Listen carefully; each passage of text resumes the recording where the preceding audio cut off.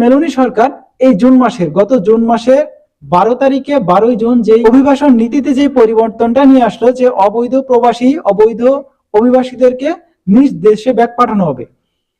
এই যে দেশে ব্যাক পাঠানো হবে, এটা করার মূল উদ্দেশ্য ছিল যে যাতে কইরা এই যে মানব পাচার বা এই যে দালাল চক্র বললাম, এক একজনের থেকে 15-20 লাখ টাকা করে নেয়, এইটা যাতে একটু রোধ হয়। দেখেন বিভিন্ন রুটের মাধ্যমে ইটালিতে এখন হাজার হাজার মানুষ প্রবেশ করতেছে, হাজার হাজার। এই প্রবাসীদেরকে মেলোনি সরকার যতই আইন করুক, এটা মানতে হবে যে যতই আইন করুক, যে এগুলা ঠেকায় রাখতে পারবে না, অবৈধভাবে অভিবাসন হবেই। এই অভিবাসন নীতিতে যে পরিবর্তনটা নিয়ে আসছে, সেটা কোনো কার্যকরী ভূমিকা পালন করবে না। তবে এতটুকু সাবধানতা অবলম্বন করতে পারে যারা যাইতে চাইতেছেন, এই যে অবৈধ রুট ব্যবহার করে যারা যাইতে চাইতেছেন, এতটুকু সাবধানতা অবলম্বন যাতে তারা করে, এই জন্য আর কি এই আইনটা করছে।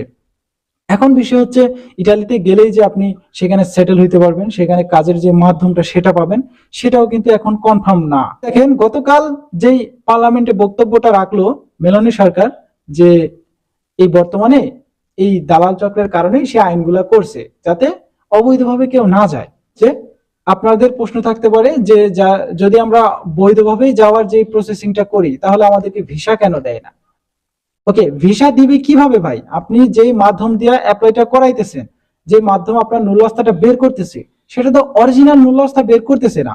যদিও অরিজিনাল নুল্লাস্তা হয়, ধরেন আপনার যে মালিক দিয়ে করানো হয়েছে সেই মালিক অরিজিনাল আছে, তবে সেই মালিক ইতিমধ্যে আপনার আগে আরো বেশ কয়েকটা লোক নিছে, যতজন প্রয়োজন তার ফুলফিল হয়ে গেছে, এখন পরবর্তীতে আর লোক নিবে না।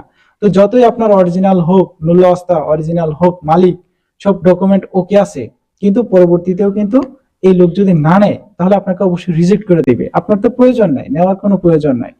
তো এই সমস্ত বিষয়গুলা মাথায় রেখে আপনারা কিন্তু অ্যাপ্লাইটা করবেন। আরেকটা বিষয়, যারাই অ্যাপ্লাই করছেন, একদম বিশ্বস্ত কোনো মাধ্যম ছাড়া কারোর সাথে আপনারা লেনদেন করবেন না। এখন আগে যেমন হয়েছে ভাই, আগে দেখেন 22-23 সালের দিকে দেখেন, মানে নুল্লাস্তা যদি আপনি একটা ফেক নুল্লাস্তাও আইনা এম্বাসিতে জমা করতেন, গ্লোবালে জমা করতেন, ভিসা লাইগা যেত। কিন্তু এই 23 আগস্টের পর থেকে এমনটা আর হইতেছে না।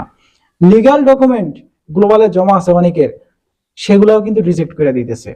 ওকে, মেলোনি সরকার এতটুকুই গতকাল পার্লামেন্টে জানাইছে যে বাংলাদেশি প্রবাসীদের জন্য একটি জরুরি বার্তা দিছে, যে যাতে কোনো বাংলাদেশি ইটালির ভিসা পাওয়ার নামে কোনো দালাল বা অসাধু এজেন্সির টাকা দিয়ে প্রতারিত না হয়।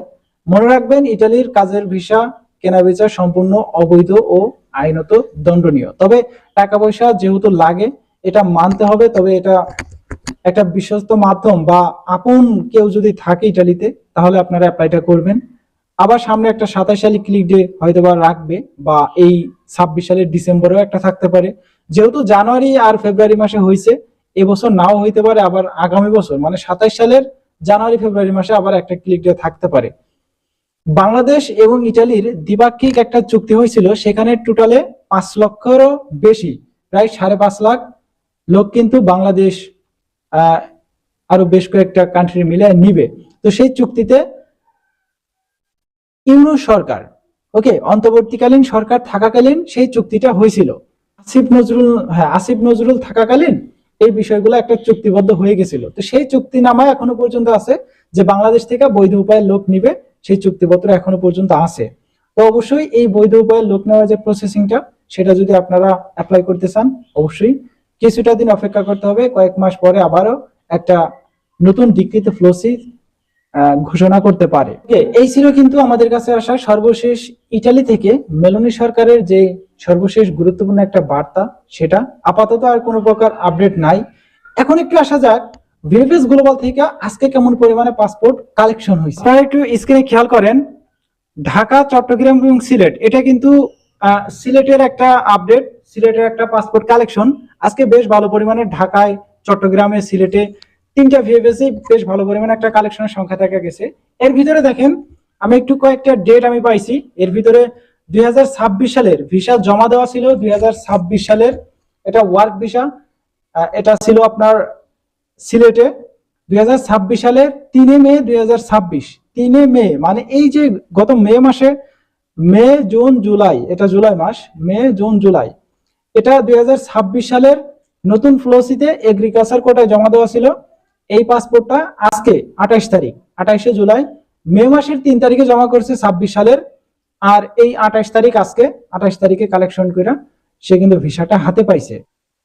এটা ছিল সিলেটের একটা আপডেট। আরো বেশ কয়েকটা আপডেট আছে, আমি আপনাদেরকে ফ্যামিলি, ট্যুরিস্ট, এই ভিসাগুলো মিলে টোটালি কালেকশন হয়েছে প্রায় 30 থেকে 40টা সিলেটে। এর ভিতরে প্রায় 20 থেকে 25টা পাসপোর্ট অলরেডি ভিসা পায়ে গেছে। আমি যেহেতু সকাল থেকে এই কালেকশনটা করছি, যতটুকু সম্ভব পারছি আপনাদেরকে কালেকশন করে জানার চেষ্টা করব। এখন এই সিলেট, চট্টগ্রাম একই অবস্থা। ঢাকায় যে কালেকশনটা দেখেন, ঢাকায় একটু বেশি হয় মোটামুটি আকারে। আজকে দেখেন 28 তারিখ, ঢাকা ভিভেসে আজকে কালেকশনের সংখ্যা দেখা গেছে প্রায় 100 থেকে 130টা মতো। 100 থেকে 130টা, এর বেশি হবে, কম হবে না। তবে লাইন অনুযায়ী যে বিষয়টা আমরা লক্ষ্য করছি সেটা দেখেন, ডেলিভারির সংখ্যা প্রায় 100 থেকে 130টা, 120টা, 30টা। স্পন্সর ভিসা পাইছে আজকে 9টা। এই স্পন্সর ভিসাগুলা সবই জমা দেওয়া ছিল 2025 সালে নুরলাস্তে, এগুলা 2025 সালে। 26 সালের আজকে স্পন্সর পায় নাই কেউ। এগ্রিকালচার কয়েকটা আছে, আমি জানাইতেছি।